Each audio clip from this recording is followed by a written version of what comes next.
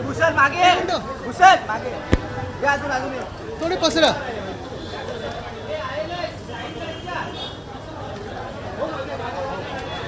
राहू दे. थोडं खालती घ्या. भूषणचा थोडं मागे व्हा.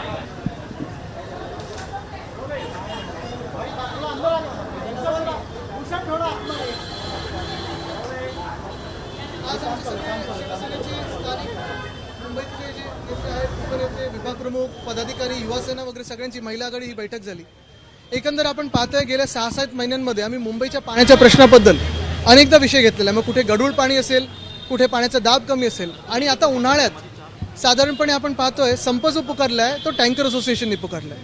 आता मुद्दा असा झाला आहे की हा टँकर असोसिएशनचा संप त्यांनी 1 आठवड्याची नोटीस देऊन देखील सरकार काही हल्लं नव्हतं.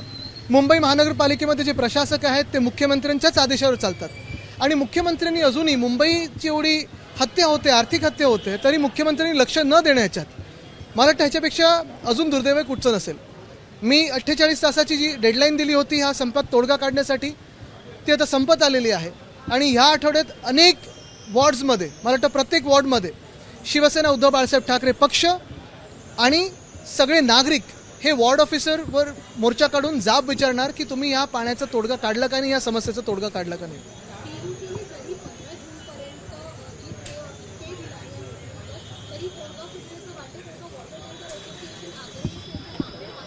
नक्कीच, कारण तुम्ही बघा ह्या मागण्या गेले खरं तर 2-3 वर्ष ते मागत होते.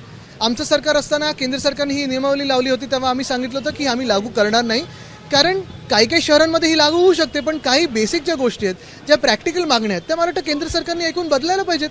पण मुंबईची आर्थिक हत्या होते म्हणून BSTचे हाल, मुंबईची आर्थिक हत्या होते म्हणून कचरा कर लावणं, मुंबईची आर्थिक हत्या होते म्हणून पाण्याचं समस्या निर्माण करणं, आणि ह्याच्यात भाजपा जे आनंद घेत आहे, आसुडी आनंद जो घेत आहे, त्याला कुठे ना कुठेतरी आता रोखायला लागणार.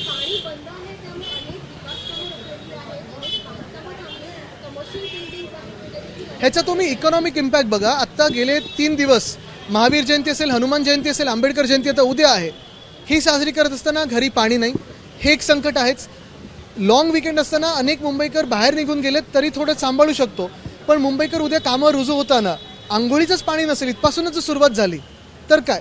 पण अनेक हायराईज सोसायटीनं वाटतंय SRAनी पाणी घेतलं, SRAनं वाटतंय चाळीनी पाणी घेतलं, चाळीला वाटतंय हायराईजने घेतले. सामाजिक वाद निर्माण होऊ लागलेले आहेत, आणि अनेक बिल्डिंग आपले वॉटर टँक जे फायर टँकसाठी असतं त्याच्यामध्ये आता पाणी तिथून घ्यायला लागलेले आहेत. कल्याणच्या अल्पवयीन मुलीवर अत्याचार करणारा विशाल गवळी यांनी आत्महत्या केलेली आहे जेलमध्ये. कसं पाहताय कंद? मला वाटतं हे होऊ कसं शकलं. एकतर म्हणजे ज्याला फासावर लटकवलं पाहिजे तो स्वतःला काही करून कसं घेऊ शकतो, ही एक गोष्ट आहे.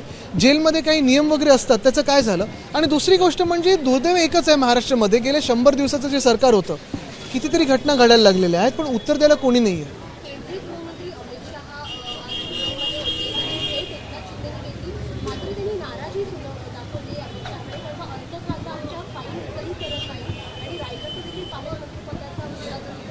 काल पौर्णिमा होती, काल काही लोक गावी पण जाऊन आले असतील, आणि मग जे त्यांना भेटले त्यांनी थोडी काळजी घ्यावी, बस.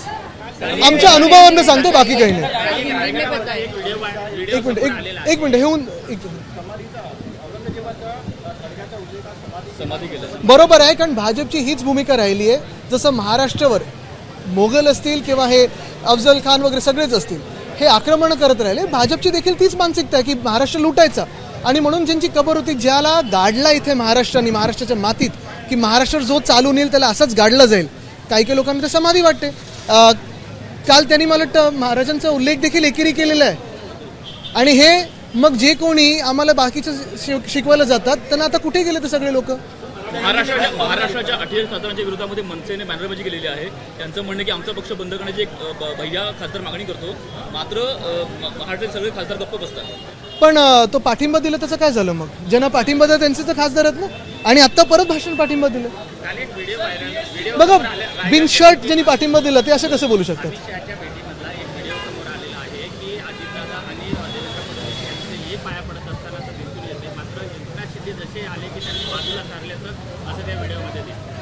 एक महत्त्वाची गोष्ट हीच आहे की काल घरी कोणाच्या जेवायला गेले होते, हे खूप मोठे संकेत आहेत. हे यशस्वी गटांनी किंवा जे तिथे आता हळूहळू पैशासाठी वगैरे जातात त्यांनी लक्षात घ्यावं की पुढच्या काही दिवसात काय होणार. ठीक आहे, ते बघा जे स्वतःच्या ह्याच्यासाठी जातात स्वार्थासाठी बोलत नाही. आम्ही जे प्रामाणिक मुंबईकर आहेत, जे मुंबईत अनेक वर्ष राहिलेत किंवा नवीन देखील आलेले आहेत, ज्यांना मराठी भाषा शिकायची पण येत नाही आणि त्या अडचणीमुळे बोलू शकत नाहीत, त्यांना एक संधी आहे की चला मराठी बोलूया. आणि माझं हेच भूमिका राहिली आहे, माझ्या आजोबांची भूमिका राहिली, वडिलांची भूमिका हीच राहिली की ज्याही राज्यात तुम्ही जाल त्या त्या स्थानिक भाषेचा, त्या कल्चरचा तुम्ही आदर सन्मान हा केलाच पाहिजे आणि शिकायचा प्रयत्न केला पाहिजे. काल अमित शहाचा उल्लेख BSTवर आत्ता ॲडहॉक जनरल मॅनेजर दिलेले आहेत. ते जातात रोज, ते काम करण्याचा प्रयत्न करतात. पण एक आहे, मुंबई महानगरपालिकांनी BSTला मदत करणं गरजेचं होतं. दुसरी गोष्ट म्हणजे मी आधी पण बोललो होतो, आमचं सरकार असताना आम्ही 10,000 इलेक्ट्रिक बस मुंबईत आणू इच्छितो, ते सगळं ह्यांनी बंद केलेलं आहे.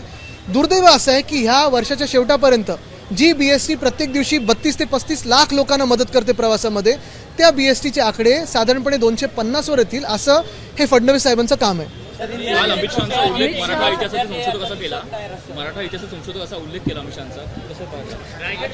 कुठे ते हॅबिटॅटमध्ये होतं त्यांचा कार्यक्रम की कुठे होता? कॉमेडी क्लबमध्ये होता का?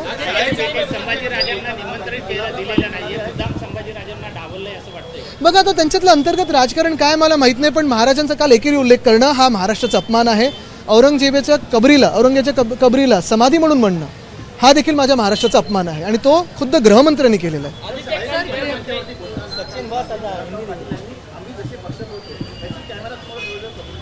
आता तेच ना, बाप बदलत नाही, हे बदलत नाही, ते बदलत नाही, सगळे कपडे बदलून आलेत, चेहरा पण बदलून आणण्याचा वेळ आली आहे, कारण लाज वाटायला पाहिजे त्यांना फिरताना. पण अशा टपोरी लोकांना आम्ही उत्तरं देत नाही.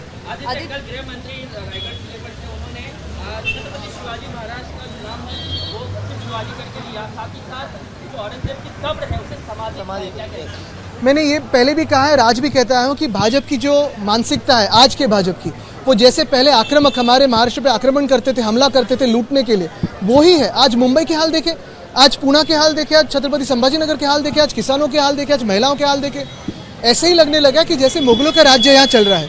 और यही मानसिकता यहाँ आके छत्रपति शिवाजी महाराज का अपमान करते हैं. फिर वो भले कल के जो व्यक्ति थे वो हो, या फिर कोरटकर हो, सोलापुरकर हो, या फिर कोश्यारी साहब हो, वही लोग औरंगजेब की कब्र को समाधि समझते हैं, क्योंकि उसी औरंगजेब को इसी महाराष्ट्र ने इसे यहाँ दफनाया था कि अगर कोई हमारे महाराष्ट्र पे चल के आएगा तो यहीं दफनाया जाएगा. आदित्य, क्या महायुति में ऑल इज नॉट वेल है? ऐसा इसलिए क्योंकि कल जब गृहमंत्री आते हैं तो सीधे उनसे मिलते हैं और ये कहते हैं कि फंड का बंटवारा जो है वो सही से नहीं हो रहा है. अभी एशंशी तब यही बोल के भाग गए थे ना कि फंड मिलते नहीं है, फंड मिलते नहीं है. 2 साल में जितना फंड खुद के पॉकेट में गया है उसकी सारी इंक्वायरी अभी फडणवीस साहब करेंगे.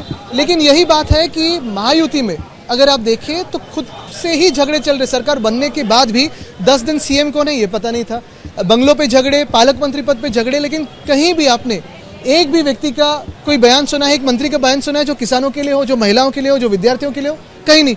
चलो आदित्य जी, आदित्य